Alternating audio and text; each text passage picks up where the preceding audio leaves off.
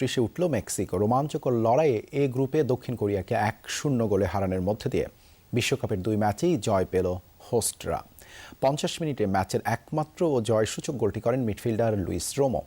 ম্যাচের গুরুত্বপূর্ণ মুহূর্তে নিখুঁত ফিনিশিংয়ে দলকে এগিয়ে দেন তিনি। শেষ মুহূর্তে ম্যাচ বাঁচিয়ে দেন গোলরক্ষক রাউল রেঙ্গেল। ইনজুরি টাইমে করেন দারুণ ডাবল সেভ।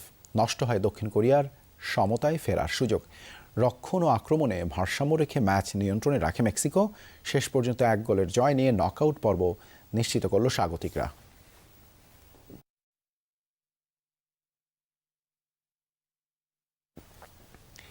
বি গ্রুপের আরেক ম্যাচে জনাথন ডেভিডের হ্যাট্রিকে বিশ্বকাপ ইতিহাসে প্রথম জয় পেল কানাডা। 9 জনের দলে পরিণত হওয়া কাতারকে 6-0 গোলে বিধ্বস্ত করেছে স্বাগতিক দেশটি।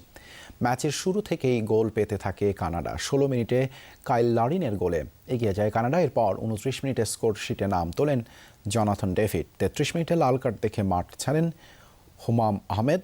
প্রথমার্ধের ইনজুরি টাইমে নিজেদের দ্বিতীয় আর দলের তৃতীয় গোল করেন ডেভিড। ম্যাচের 53 মিনিটে কানাডার ইসমাইল কোনেকে ভয়ানক এক ফাউল করে লাল কার্ড দেখে কাতারের মাদিবো মাঠ ছাড়লে 9 জনের দলে পরিণত হয় দেশটি। এরপর আরও 3 গোল দেয় কানাডা। 64 মিনিটে ন্যাথান সালিবা, 75 মিনিটে আত্মঘাতী গোল করেন মানাই। আর ম্যাচের ইনজুরি সময়ে ডেভিড হ্যাট্রিক পূর্ণ করলে 6-0 গোলের পরও জয় পায় কানাডা। বিশ্বকাপের প্রথম জয়ের দেখা পেতে কাল হাইতির বিপক্ষে মাঠে নামবে ব্রাজিল। অনুশীলনে ফিরলেও এই ম্যাচেও খেলবেন না নেইমার। একাদশে বেশ কিছু পরিবর্তন আনতে পারেন কোচ। বিপরীতে গ্রুপের তলানিতে থাকা হাইতি কাউন্টার অ্যাটাকে চমক দেওয়ার অপেক্ষায়। ফিলাডেলফিয়ায় শনিবার ম্যাচ শুরু হবে বাংলাদেশ সময় ভোর 6:30টায়। যুক্তরাষ্ট্র থেকে আরও জানাচ্ছেন সহকর্মী মুজনেবিন তারেক।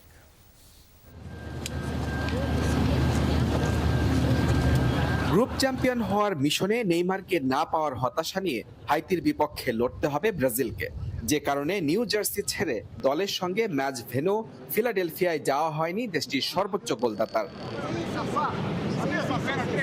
হালকা চোটের কারণে দলের 2 গুরুত্বপূর্ণ খেলোয়াড় গাব্রিয়েল মাগলাহেস ও রাফিনিয়াকে নিয়েও সতর্ক ব্রাজিল শিবির। ইবানেজের পরিবর্তে শুরুর একাদশে দেখা যেতে পারে দানিলোকে। তবে মরক্কোর বিপক্ষে হতাশ করলেও মাঝমাঠে ক্যাসিমিরোর জায়গা পাকা। আর আক্রমণ ভাগে লড়াই হবে কুনিয়া ও ইগরের মধ্যে। মাঝমাঠে লুকাস পাকেতার পরিবর্তে লুইস হেনরিককে নামিয়ে চমক দেখাতে পারেন কোচ কার্লো আনচেলত্তি। হাইতির বিপক্ষে বড় জয় পেতে 4-2-4 ফরমেশন বেছে নিতে পারেন এই ইতালিয়ান মাস্টারমাইন্ড। আর যে ছকে স্পটলাইট থাকবে আগের ম্যাচের গোলদাতা ভিনিসিয়াস জুনিয়রের দিকে। প্রথম ম্যাচের পারফরমেন্সে আমি সন্তুষ্ট নই, তাই হাইতির বিপক্ষে মূল ম্যাচে একাদশে পরিবর্তন আসবে। হাইতি শারীরিকভাবে অনেক শক্তিশালী এবং সুশৃঙ্খল রক্ষণ ভাগের দল। তাদের লম্বা সেন্ট্রাল ফরওয়ার্ড আমাদের জন্য বিপজ্জনক হতে পারে। দীর্ঘ 54 বছর পর বিশ্বকাপ খেলতে আসা হাইতি নিজেদের প্রথম ম্যাচে স্কটল্যান্ডের কাছে হেরেছে 1-0 গোলে। পরাজয় সঙ্গী হলেও প্রতিপক্ষের গোল মুখে 15টি শট নিয়েছে তারা। আর ব্রাজিলের আক্রমণের সামনে ভরসা হতে পারেন ডিফেন্ডার হ্যানেস ডেলক্রোয়া। সেক্ষেত্রে বাস পার্কিং বা রক্ষণাত্মক কৌশলের সঙ্গে গতিময় কাউন্টার অ্যাটাকে ব্রাজিলকে চমকে দেওয়ার চেষ্টা থাকবে ক্যারিবিয়ান প্রতিনিধিদের। সি গ্রুপে 3 পয়েন্ট নিয়ে শীর্ষে স্কটল্যান্ড, মরক্কোর সমান 1 পয়েন্ট ব্রাজিলের। তলানিতে হাইতি। র্যাঙ্কিংয়েও সেলেসাওদের চেয়ে 81 ধাপ পিছিয়ে ক্যারিবিয়ান দেশটি। আমি আজ সকালেই আবেদন করেছি। সংখ্যা কিছুটা কম, হাইতির বিপক্ষে কখনোই হারেনি সেলেসাওরা। 7-1 গোলের জয়জামান আছে, 6-0 ব্যবধানের জয়ও আছে। তবে গ্রুপ চ্যাম্পিয়ন হতে হলে হাইতির বিপক্ষে জিততে হবে বড় ব্যবধানে। বিপরীতে নকআউট স্টেজে যেতে হলে জয়ের কোনো বিকল্প নেই হাইতির সামনে।